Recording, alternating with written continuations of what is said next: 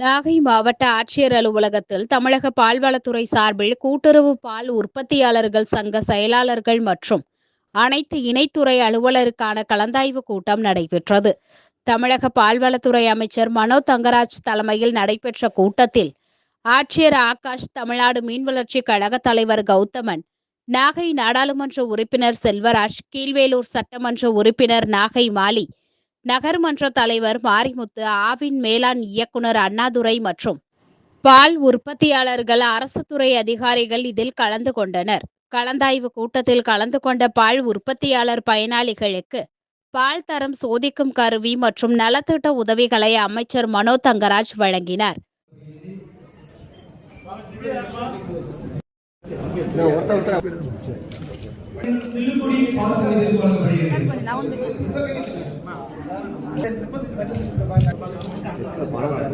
அப்போது செய்தியாளர்களிடம் கூறிய பால்வளத்துறை அமைச்சர் மனோ தங்கராஜ், பால்வளம் தமிழ்நாட்டில் உச்சத்தை தொட்டுள்ளது என்றும், ஒரு நாளைக்கு 38 லட்சம் லிட்டர் பால் ஆவின் மூலம் கொள்முதல் செய்யப்பட்டு வருகிறது என்றார்.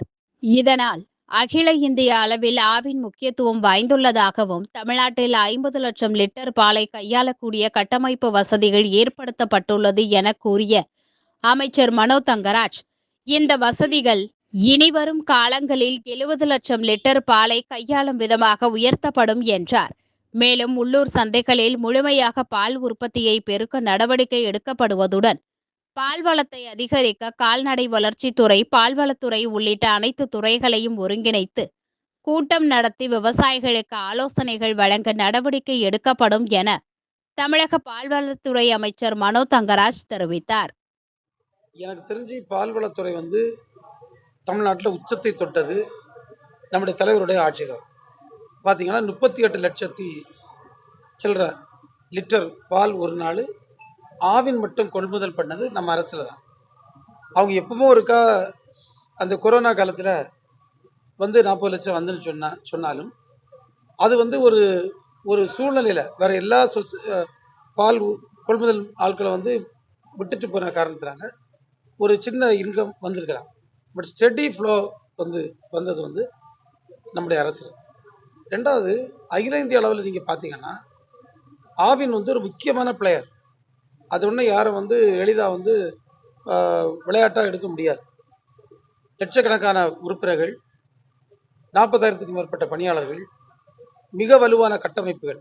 அதாவது பார்த்தீங்கன்னா 50 லட்சம் லிட்டர் பாலை கையாளக்கூடிய கட்டமைப்பை கொண்ட அமைப்பு ஆவின். எனவே ஆவின் ஒரு சின்ன அமைப்பு என்று யாரும் தயவு செய்து எண்ண வேண்டாம்.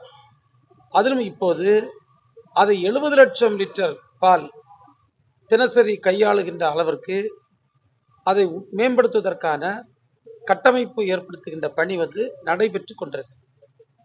இந்த ஆண்டு இறுதியில் அந்த இலக்கை எட்டும். பால் உற்பத்தியை பொறுத்தளவு கூட நம்ம அதை ஸ்டெடியாக ஒரு குரோத்தை கொண்டு வந்துட்டு இருக்கோம். இப்போ இன்றைக்கு கூட இந்த ஆய்வுக் கூட்டம் நாங்கள் ரொம்ப ஃபோக்கஸ்டாக இந்த டிஸ்ட்ரிக்ட் நாகப்பட்டினம் மாவட்டம் மிக வறட்சியான மாவட்டம், ஒரு டெய்ல் எண்டில் இருக்கக்கூடிய மாவட்டம், இங்கே தண்ணி பற்றாக்குறை, பெரிய விவசாயத்திற்கான சவால் இருக்கக்கூடிய மாவட்டம். இங்கே நீங்கள் பார்த்துருப்பீங்க, நம்முடைய மாவட்ட ஆட்சித்தலைவர் பல முயற்சிகள் எடுக்கிறார். நாங்கள் ஒரு ஸ்ட்ராட்டஜிக்காக பிளான் பண்ணி இங்கேயும் அதை இன்னும் வலுவாக்குவதற்கான முயற்சிகளை மேற்கொண்டிருக்கிறோம். இந்த ஆண்டு 2 இலக்கை மிக தீவிரமாக நாங்கள் நடைபெறுத்த இருக்கின்றோம். ஒன்று, விவசாய பெருங்குடி மக்களுக்கு பல்வேறு திட்டங்களின் மூலமாக மானியத்தோடு கூடிய கடன் உதவி, அதுபோன்று வட்டியில்லா கடன் உதவி, அதுபோன்று ஒரு 9% வட்டியிலான தேசியமயமாக்கப்பட்ட வங்கிகள் மூலமாக வழங்குகின்ற கடன். ஆக இதில் ஏதாவது ஒன்றில் அவங்கள பயனாளி ஆக்கி அனைத்து விவசாயிகளுக்கும் அந்த கடன் உதவியை பெற்றுக் கொடுக்கணும், யாருக்கெல்லாம் தேவையோ. ரெண்டாவது பார்த்தீங்கன்னா, நமக்கு இருக்கக்கூடிய 9,000க்கும் மேற்பட்ட சங்கங்கள், இந்த அத்தனை சங்கங்களும் லாப நோக்கில் லாபத்தோடு செயல்படக்கூடிய சங்கங்களாக மாற்றுவதற்கு, அது ஆங்கிலத்தில் சொன்னால் sustainable primary milk producer societies ஆக்கடம் உள்ள எண்ணத்தின் அடிப்படையில் அவர்களுக்கான பல்வேறு திட்டங்களை நாங்கள் திரட்டி இருக்கின்றோம்.